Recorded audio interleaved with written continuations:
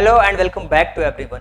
Target batch में आप सभी लोगों का स्वागत है और ये बैच उन बच्चों के लिए कंप्लीटली डेडिकेटेड है जो बच्चे क्लास 9th के अंदर एडमिशन लेना चाहते हैं सैनिक स्कूल या फिर नवोदय स्कूल में। तो चलिए शुरू करते हैं आज की क्लास। लेकिन आप सभी को पता होना चाहिए कि अगर आपको मेरे साथ पढ़ना है तो कुछ रूल्स आपको फॉलो करने पड़ेंगे। वो क्या है? सबसे पहली चीज, पिछली क्लासेस में जो पढ़ा है उसका रिवीजन आपको होना चाहिए। यानी कि पिछली क्लासेस में हमने करे थे सेकंड चैप्टर के क्वेश्चंस और आपको भी पता है कि आज हम पढ़ने वाले हैं। जो बच्चे मेरे साथ लगातार पढ़ रहे हैं उनको पता होगा कि किस तरीके से हमारा सिलेबस चल रहा है। और आज हम पढ़ने वाले हैं क्वाड्रिलेटरल्स के बारे में, अंडरस्टैंडिंग क्वाड्रिलेटरल्स के कॉन्सेप्ट आज हम देखेंगे। लेकिन अगर आपको मेरे साथ पढ़ना है तो आपको कुछ रूल्स फॉलो करने पड़ेंगे। मैं हमेशा कहता हूं, अगर आप मेरे साथ पढ़ने के लिए बैठे हो ना, आपके पास में नोटबुक और पेन होना चाहिए। इसके अलावा आप जो भी चीजें पढ़ रहे हो साथ साथ में उसके नोट्स भी बनाने हैं और कॉन्सेप्ट्स के नोट्स बनाना बहुत जरूरी है और वो नोट्स आपके खुद के लिखे होने चाहिए।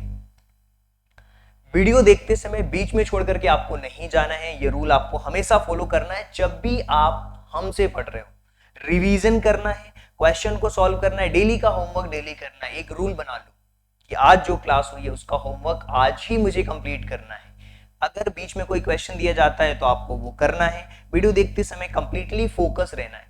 कंप्लीटली फोकस का मतलब समझ रहे हो क्या होता है? कंप्लीटली फोकस का मतलब होता है कि आपके पास में अगर कोई नोटिफिकेशन भी आ रहा है, चाहे वो व्हाट्सएप से आए, इंस्टाग्राम से आए, किसी भी सोशल मीडिया के थ्रू आए, वहां पे आपको नहीं जाना है। वीडियो कंप्लीट करके आपको जो करना है वो करिए। टारगेट बनाइए, डेली का काम डेली फिनिश करना। बस आपने केवल इतना कर लिया, सिलेक्शन होने से आपका कोई नहीं रोक सकता। इसके अलावा जो भी सिलेबस ट्रैकर आपको दिए गए हैं, जो बच्चे हमारे मेंटरशिप प्रोग्राम्स में जुड़े हुए हैं, उनको वो सीट फिल करनी है, होमवर्क कंप्लीट करना है और अगली क्लासेस में आने से पहले पिछली क्लासेस का रिवीजन कंप्लीट होना चाहिए। पिछली क्लासेस का रिवीजन जरूर करना है। अब हम आते हैं अपनी एक्चुअल क्लास में और आपको पता होना चाहिए जो बच्चे मेरे साथ जुड़ना चाहते हैं मेंटरशिप प्रोग्राम में, इस नंबर पे कॉल करके कंप्लीट डिटेल ले सकते हो। सभी के लिए मेंटरशिप प्रोग्राम्स ओपन है। चलिए तो आगे बढ़ते हैं। आज की जो क्लास है ना, वो कंप्लीटली हमारी किन चीजों के ऊपर बेस्ड है? वो बेस्ड है हमारी अंडरस्टैंडिंग क्वाड्रिलेटरल्स के ऊपर। और आज जिन चीजों को हम समझने वाले हैं वो होने वाली है हमारी, जो कि हमारा थर्ड चैप्टर होने वाला है सिलेबस के अकॉर्डिंग, जिसको हम कहेंगे अंडरस्टैंडिंग क्वाड्रिलेटरल्स के कॉन्सेप्ट्स। अब होता क्या है कि बहुत सारे बच्चे कॉन्सेप्ट पे ध्यान नहीं देते और मैं हमेशा बोलता हूं, एक बात रिपीट करता हूं यार, बार बार बोलता हूं और ये आपको पता होना चाहिए। पता है क्या होता है? जब हम स्टेशन जाते हैं, एयरपोर्ट जाते हैं, तो आपको पता होता है मेरी स्टेशन कौन से मेरी ट्रेन जो है वो कौन से प्लेटफॉर्म पे आएगी, किस स्टेशन से मुझे जाना है, मुझे कहां जाना है, ये पता होता है। वो कैसे पता होता है? आपके पास में टिकट्स होता है, टिकट्स में लिखा होता है आपकी सीट नंबर कहां पे है। वैसे ही सिलेबस जो है आपके टिकट की तरह है। आपने कितना कंप्लीट कर लिया है, कितना कंप्लीट करना बाकी है और आज आप किस चीज को कंप्लीट करने वाले हो, ये आपको पता लगता है। इसीलिए मैं कहता हूं, बार बार रिपीट करता हूं यार, जो स्टार्टिंग में है ना वहीं पे आपको पूरा लिखना है। अपनी नोटबुक के फ्रंट पेज पे सिलेबस लिखा होना चाहिए आपको। रेशनल नंबर हमने कंप्लीट कर लिया है, लीनियर इक्वेशंस कंप्लीट कर लिए हैं, अंडरस्टैंडिंग क्वाड्रिलेटरल थर्ड चैप्टर है हमारा और इसी के अकॉर्डिंग सारी चीजें चलने वाली हैं। और आज हम इसके कॉन्सेप्ट को पढ़ने वाले हैं, थर्ड चैप्टर के कॉन्सेप्ट, जिसमें कि अंडरस्टैंडिंग क्वाड्रिलेटरल दिया हुआ है, इसके कॉन्सेप्ट्स पढ़ेंगे हम। फिर इससे रिलेटेड जो भी क्वेश्चंस होंगे उन क्वेश्चंस को हम सॉल्व करेंगे और मैथ्स का पूरा जो सिलेबस है वो इसी तरीके से चलने वाला है। और ये मैं हर क्लास में आपको बताता हूं। क्यों? क्योंकि हर बार नए बच्चे भी जुड़ते हैं, इसीलिए मैं सारे बच्चों को बताता हूं कि नोटबुक लेकर के बैठो, पेन लेकर के बैठो। चलिए, क्वाड्रिलेटरल का मतलब होता है चतुर्भुज। अब इसका मतलब क्या होता है हिंदी में? चतुर्भुज, जिसमें चार भुजाएं होती हैं, जिसमें 4 साइड्स होती हैं। तो क्वाड्रिलेटरल की डेफिनेशन आपको अपनी कॉपी के अंदर लिखना है कि क्वाड्रिलेटरल का मतलब क्या होता है। अ quadrilateral is a polygon with 4 side, 4 vertices यानी कि कॉर्नर एंड 4 एंगल्स, उसमें 4 एंगल्स होंगे, and it is a closed figure, ये आपका क्लोज्ड फिगर होता है बाय कनेक्टिंग 4 लाइन सेगमेंट, जो कि हमारे 4 लाइन सेगमेंट से कनेक्ट होता है, इसको हम कहते हैं क्वाड्रिलेटरल्स। अब सम ऑफ क्वाड्रिलेटरल कैसे फाइंड आउट करते हैं इसको हम देखते हैं।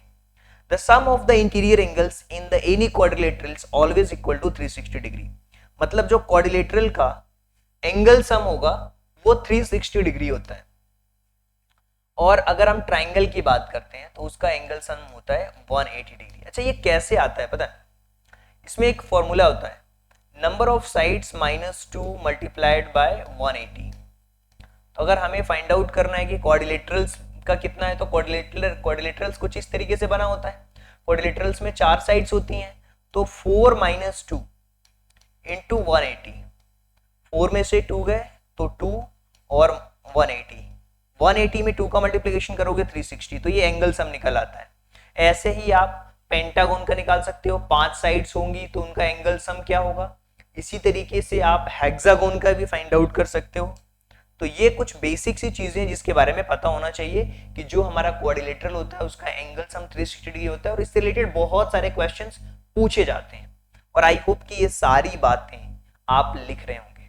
अगर आप हिंदी मीडियम से पढ़ रहे हैं ना तो आपको चीजों को हिंदी में लिखना है, अगर आप इंग्लिश मीडियम से पढ़ रहे हैं तो आपको इंग्लिश में लिखना है। मैं हमेशा कहता हूं कि जो बच्चे हिंदी मीडियम से पढ़ रहे हैं ना उनको एक चीज करनी है, उसकी इंग्लिश साथ में जरूर लिखना है।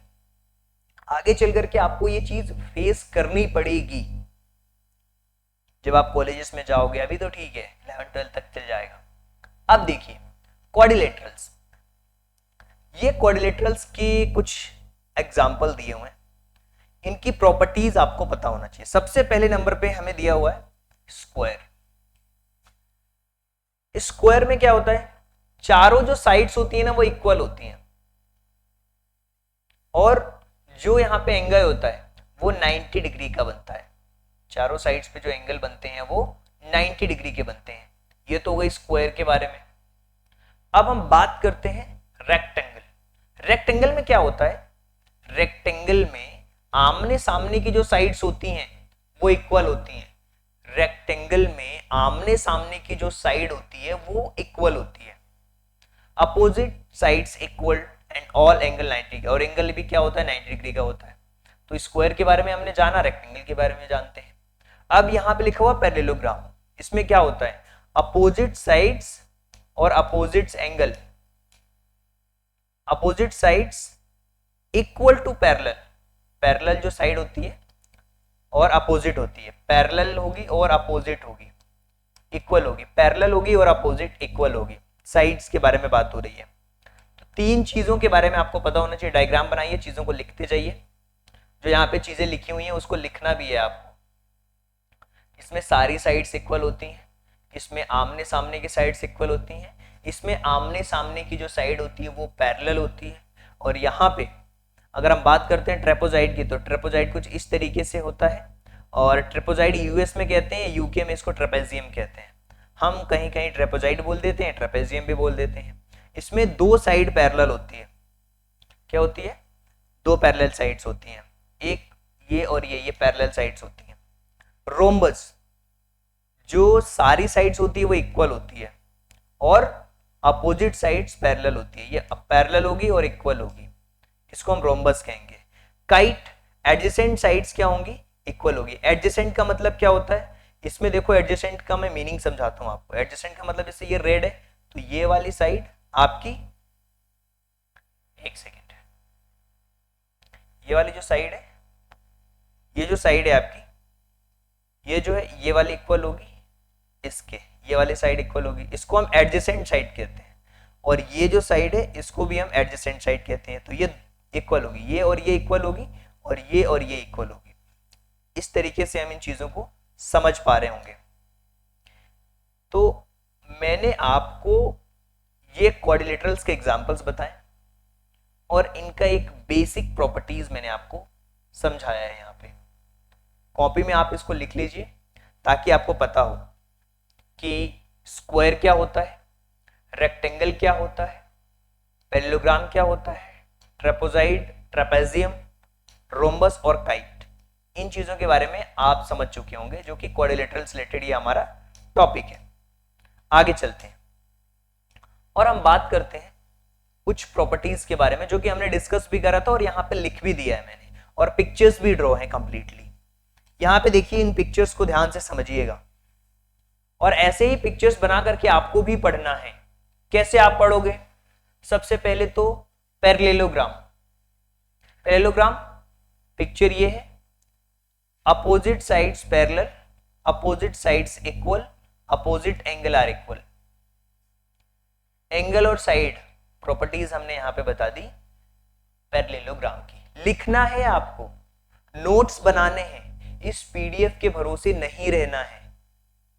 मैं हमेशा कहता हूं, बार बार कहता हूं यार, कि पीडीएफ के भरोसे रह करके पढ़ाइयां नहीं होती हैं। आपको चीजों को लिखना होगा, समझना होगा, नोट डाउन करना होगा, ड्रॉ करना होगा। स्क्वायर मतलब वर्ग होता है, इसका मतलब चारों साइड्स इक्वल होती हैं, चारों एंगल इक्वल होते हैं और इनका मेजर 90 डिग्री का होता है। रेक्टेंगल अपोजिट साइड्स पैरेलल होगी, इक्वल होगी, मेजर 90 डिग्री का होगा। रोम्बस सारी साइड्स इक्वल होगी, अपोजिट्स एंगल्स भी इक्वल होंगे, अपोजिट्स एंगल भी जो होंगे वो क्या होंगे? इक्वल होंगे। ट्रेपेजॉइड में क्या होगा? अपोजिट साइड्स पैरेलल होगी और एडजेसेंट एंगल 180 डिग्री का होगा। एडजेसेंट, एडजेसेंट मतलब ये वाली साइड हो सकती है, ये हो सकता है, ये हो सकता है। एडजेसेंट उनको प्लस करने पे, अगर एडजेसेंट है जैसे मान लो ये हो गया और ये हो गया, तो इनका प्लस 180 डिग्री होगा। इसमें एडजेसेंट साइड्स इक्वल होती हैं और एक पेयर जो होता है, one pair of opposite angle are equal, और एक अपोजिट जो पेयर होता है वो इक्वल होता है। ये सारी चीजें हैं जिसमें आपको सारी चीजें समझनी हैं। ये हो गया हमारा नेम ऑफ क्वाड्रिलेटरल, जिसको हम कहते हैं चतुर्भुज के नाम पूरे हमने बता दिए, चाहे वो पैरेललोग्राम हो, स्क्वायर हो, रेक्टेंगल हो, रोम्बस हो, ट्रेपेजॉइड हो, काइट हो, इनके पिक्चर्स और प्रॉपर्टीज। देखिए, अगर आपको पिक्चर्स के नाम पता है क्वाड्रिलेटरल्स में, उनकी प्रॉपर्टीज पता है, क्वेश्चंस आपको बहुत आसानी से बनने वाले हैं इस चैप्टर के। यकीन मानो, ये चैप्टर बहुत ही सिंपल सा और एक छोटा सा चैप्टर है। और अब हम कुछ स्पेशल क्वाड्रिलेटरल्स के बारे में पढ़ते हैं। स्पेशल क्वाड्रिलेटरल्स, कंफ्यूजन होता है बच्चों को। देखो, क्वाड्रिलेटरल्स में दो चीजें हैं जिसको आपको समझना है। इनमें एक वो फैमिली है जिसमें दो पेयर ऑफ पैरेलल लाइंस होती हैं। अब पैरेललोग्राम में देखो, ये पैरेलल लाइंस हैं, रेक्टेंगल में पैरेलल लाइंस हैं, स्क्वायर में भी आमने सामने ये पैरेलल लाइंस हैं। तो दो पेयर ऑफ पैरेलल लाइंस हैं। जब भी two pairs of parallel lines बोलेगा क्वाड्रिलेटरल्स के अंदर, पैरेललोग्राम, रेक्टेंगल, स्क्वायर और रोम्बस, ये चार चीजें हैं।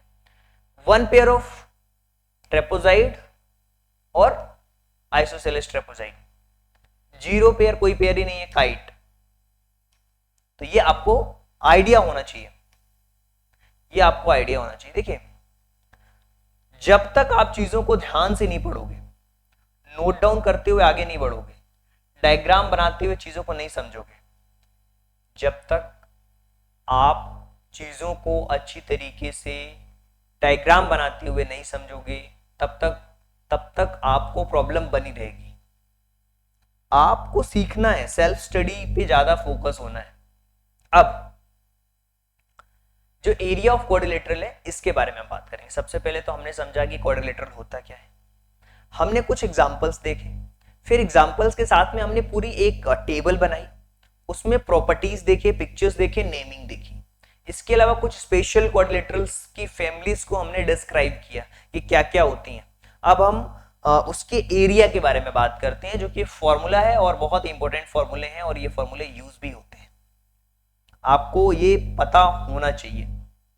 स्क्वायर का शेप क्लियर है, रेक्टेंगल का शेप क्लियर है, पैरेललोग्राम का शेप क्लियर है और रोम्बस का शेप क्लियर है। ये चारों शेप्स आपको क्लियर होने चाहिए और क्लियर हैं भी। अब स्क्वायर के जब हम एरिया की बात करते हैं, साइड इंटू साइड, यानी कि एक्स का स्क्वायर, क्योंकि एक्स माना है हमने, उनकी साइड्स को। रेक्टेंगल में लेंथ इंटू ब्रेथ, रेक्टेंगल का जो एरिया होता है वो लेंथ इंटू ब्रेथ होता है। पैरेललोग्राम का जो एरिया होता है वो बेस इंटू हाइट होता है। और जब हम रोम्बस की बात करते हैं, ट्रेपेजॉइड की बात करते हैं, तो 1/2 a + b × h। 1/2 a+ b into H. ये तो एरिया के बारे में बात हो गई। अब हम रोम्बस के बारे में भी बात कर लेते हैं। 1/2 a+ b इंटू एच, ये तो रोम्बस का हो गया। रोम्बस ये भी एक लिया हुआ है, ये शेप देखिए d1 d2। अगर d1 d2 दिया हुआ है तो 1/2 d1 इंटू d2। काइट अगर दिया हुआ है तो 1/2 d1 इंटू d2। और एरिया यूज करने के लिए बेस और हाइट का हम मल्टीप्लीकेशन करते हैं।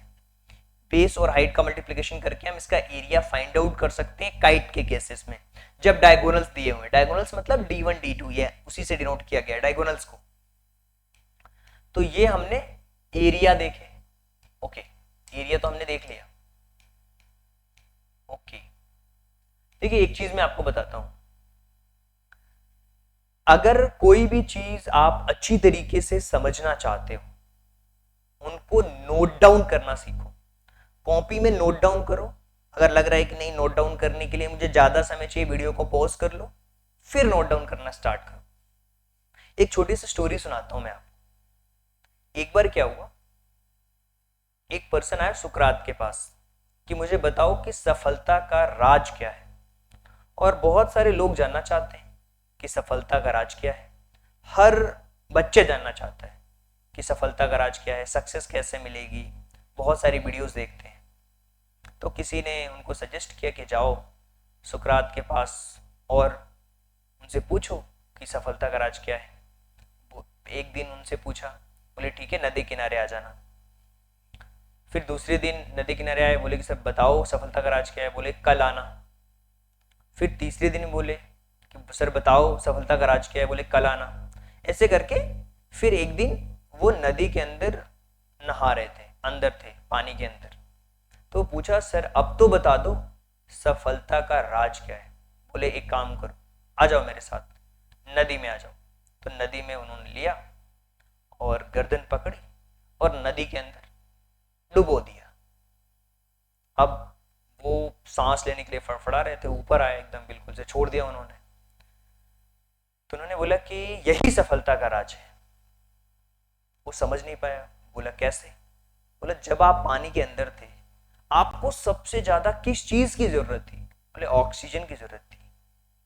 बस जिस भी चीज को आप पाना चाहते हो उसके लिए जब आप उस ऑक्सीजन की तरह जब आप मेहनत करते हो, फड़फड़ा रहे हो बिल्कुल, उस लेवल तक का डिजायर जब आप अपने अंदर डेवलप कर लोगे, आप ऑटोमेटिक सक्सेस हो जाओगे।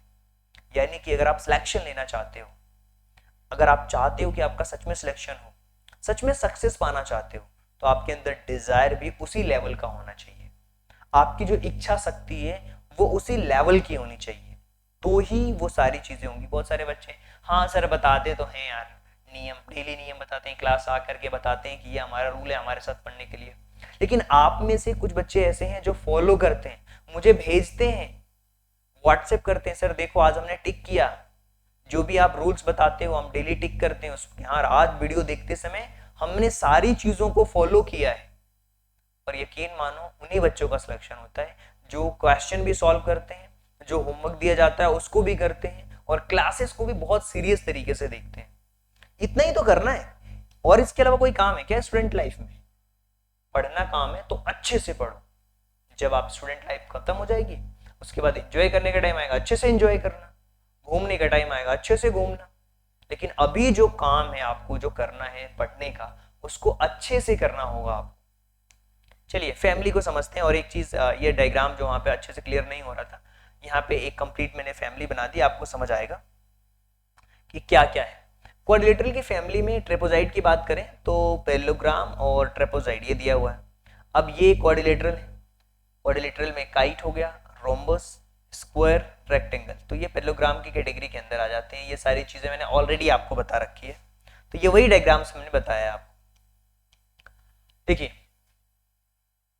ये कॉन्सेप्ट है, ये कॉन्सेप्ट है, यहां तक हमने समझ लिया। हमने क्या क्या समझा? हमने क्वाड्रिलेटरल को समझा, उसके नाम देखे, टाइप्स देखे, फैमिली वाइज देखा हमने, उसमें इमेज में कैसा होता वो देखा, एरिया देखा, किसमें कौन सा एंगल बराबर होता है ये भी हमने जान लिया, नोट डाउन कर लिया कॉपी के अंदर, इसके क्वेश्चंस भी करेंगे। और मैं कहता हूं कि जो ट्रैकिंग सीट ये मिली है ना आपको, इस पे टिक करना है। पर टिक करना है।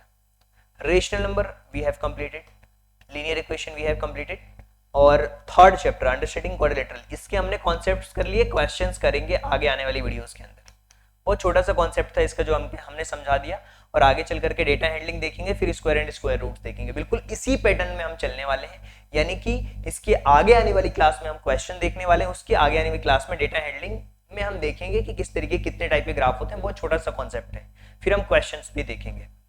तो ये हमने डिस्कस कर लिया, और उम्मीद करता हूँ कि जो चीज़ें हैं ना क्वाड्रिलेटरल से रिलेटेड आपको समझ आई होगी, और ये पूरा सिलेबस ट्रैक करने के लिए यहाँ पे डाल रखा। इसके अलावा जो भी बच्चे हमारे मेंटोरशिप प्रोग्राम से जुड़ना चाहते हैं वो जुड़ सकते हो। इससे अच्छा मेंटोरशिप प्रोग्राम का मतलब क्या है, देखिए इस प्रोग्राम को लॉन्च करने के पीछे लॉजिक क्या है उसको मैं बताता हूँ। बहुत बार ऐसा होता था कि बहुत सारे लोग यूट्यूब पे, जो हमारी टीचर कम्युनिटी है, वो कुछ वीडियोस पढ़ाती थी और कुछ वीडियोस को अपने ऐप में पढ़ाते हैं। मेरा ऐसा मानना है कि जो बच्चे ऐप में पढ़ते हैं जरूरी नहीं है कि उनका सिलेक्शन होता ही है। क्यों? क्योंकि क्या गारंटी है कि वो ऐप में पढ़ रहे हैं?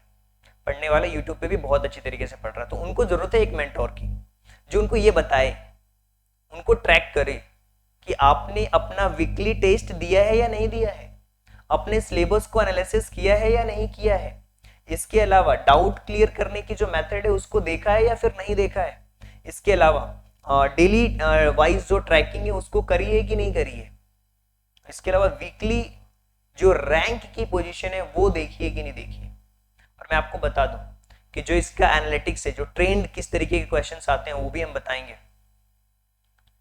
बताएंगे आपको कि इस चैप्टर से कितने मार्क्स के क्वेश्चंस आते हैं। वो ट्रेंड्स में हम डिस्कस करेंगे आगे आने वाले लेक्चर्स में। जिसको भी ज्वाइन होना है हमारे मेंटरशिप प्रोग्राम से, इस पे कॉल करके आप हमारे साथ जुड़ सकते हैं और मैं आपको गाइड करने वाला हूं। So thank you so much and thanks for giving your precious time at the last. God bless you. Thank you so much. Thank you so much.